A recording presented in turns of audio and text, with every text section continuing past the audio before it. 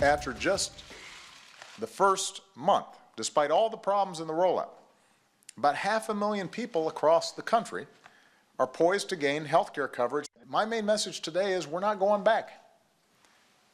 We're not going to betray Monica or Julia or Sam. The president reselling Obamacare today, part of a new strategy to once again remind people why they at one point supported health care reform. All a coordinated campaign to return attention to why the Affordable Care Act passed in the first place. Its 3-week push each day is going to emphasize a different Obamacare benefit. This is new enrollment numbers come out on the program. There were 94,000 enrollments in November on the federal exchange. That's up from 26,000 in October. The goal, though, 7 million that they have to have enrollees by March through the federal site or through those state exchanges. Meanwhile, there is good news about the cost of health care.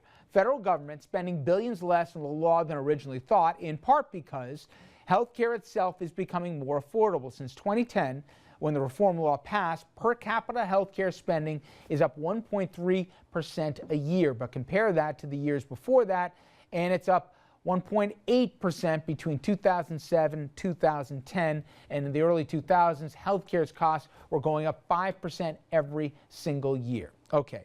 I look at you, and you already have skepticism on your face, Congressman Chase. A little bit. First off, why can't you guys all get along? Oh, I was sitting over there. You came from Washington, so that's rich. So. Can you believe it? This is who's teaching us? Exactly.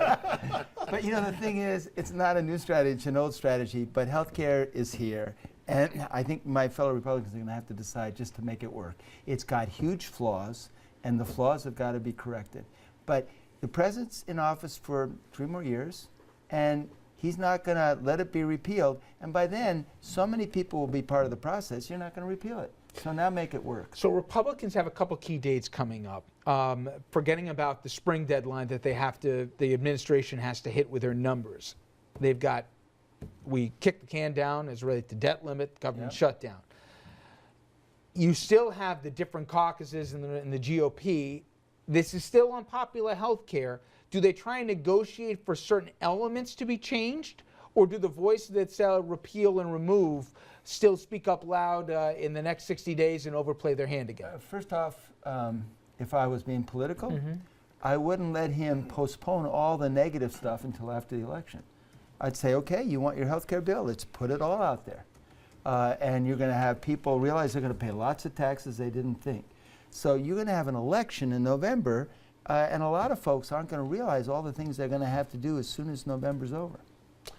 Anthony, there are Democrats in our region, John Patrick Maloney comes to mind here, who normally would fit the progressive mold, or certainly center left here.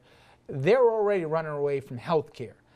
Democrats in non-blue areas, how much will this issue be a major problem for them in the midterms? I think they're backing away as far as they can. But can they? Folks like strategy never seems to work on any issues that you can't like have it kind of both ways. You know what I mean? Either you're all in here or you condemn it completely. You can't hide from it. Well, I think Congressman Maloney is in a Republican district. Obviously, he knows that there's a lot of Republicans that are against Obamacare.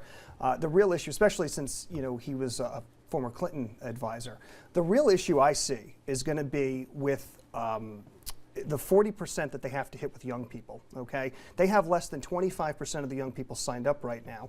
Gallup poll just came out and showed that of those that actually know about this particular piece of legislation, 19% support it.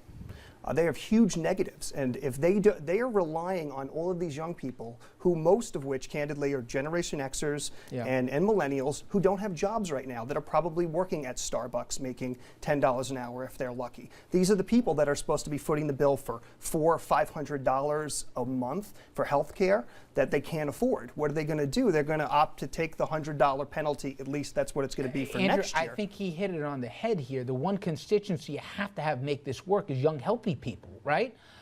How does he do that sales job? I know he tried it today, but you think that really sells? Not so much. I mean, it'll get some talk, but in newscasts like this. But we wish the 18 to 34-year-olds would watch this show more than they do, and they generally don't.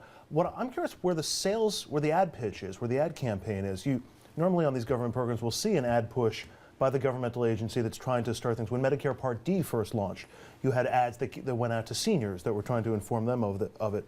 That could be an effective sales pitch. I can think of several different sales techniques that would work in a 30-second ad, and you place it in the right shows or online or places like that. I wonder why we haven't seen that, or if there's money in the budget for that. They got the site to largely work, guys, but you confident they're going to make their numbers? The Republicans have been rope-a-doped, and they're going to regret it. They were handed an abominable, use that, rollout of the system, and in a way that made it even less popular than it was. And they jumped on that bandwagon. They weren't alone. The guys like Maloney who've jumped on it are going to regret it. Because in the end, as Chris pointed out, there's going to be a lot of this rollout that people are going to realize this ain't so bad. And that we can get health insurance where we couldn't, and our families are going to benefit, and that's probably, interesting enough, going to peak over the next 6 to 10 months. But how do you get the year after? How do you get Except the for kids the that millions Anthony's of talking people about? who have lost their health care and now are paying No, twice no, as no, no. much. You're starting in again. The ones who I'm have not lost starting their in. I healthcare, know how much I paid for by and healthcare last large, year and how much I'm paying for lost healthcare now. Healthcare that was inadequate to provide the kind of coverage So that says people you. need. So says you, and that's a great stump speech, but that's not reality. You know if what? I'm a single male, I don't need to pay for maternity or an OBGYN. No one. I'm paying for that because No one is all of those other required- people that are no sick. single male is required to pay for OBGYN services under this. That's the kind of tactic that's going to lose you the election. There's plenty to criticize in the way Obamacare was rolled out. There's plenty to praise in what it's going to do for the country, and by short-terming this, you're going to find yourself in political I trouble. love the moony eyes you throw at Richard when he gets into. I just look across the table, Yeah, Dominic. You I'm look at enjoying Richard. the Yeah, show. absolutely. Yeah, I enjoyed the So Says You. I Yeah. enjoyed the whole thing. He's still going to Ding, make ding, his ding. numbers, though, Dom. Yeah, yeah. That's the but problem. don't. I agree with the congressman. Don't give up. I heard your argument, but don't give up on this president yet. The process was flawed. He can get those young people. How can he do it? This is why they got to get the system working. When he presses that Hollywood button and all of his Hollywood friends, those young people led by Jay-Z and all those other crowd come out to help this president, he can get them. But they're not going to touch something that's not working. Maybe if Jay-Z writes a check and pays for all that health care for all those people without jobs, then maybe you have a point. And ultimately, they don't have anything they're for. They can't tell That is a you valid point. what they want the healthcare system to look Preach, like. Brodsky, They can tell preach. you what they don't like. Preach. Elections are never Preach, won brother. by the Preach. negatives. And Preach. furthermore, Preach, brother. Decaf Go ahead, brother. Brodsky? No, I'm fine. Okay. It's enough of you people. Thank you. The Richard Brodsky. We're gonna leave All that right. one alone. When we come back, we have more updates on that tragedy from this past weekend, the Metro North derailment. Question is, can technology help? And I think we're going in a certain direction maybe everybody isn't realizing yet, and I think it's inevitable. Stay with us.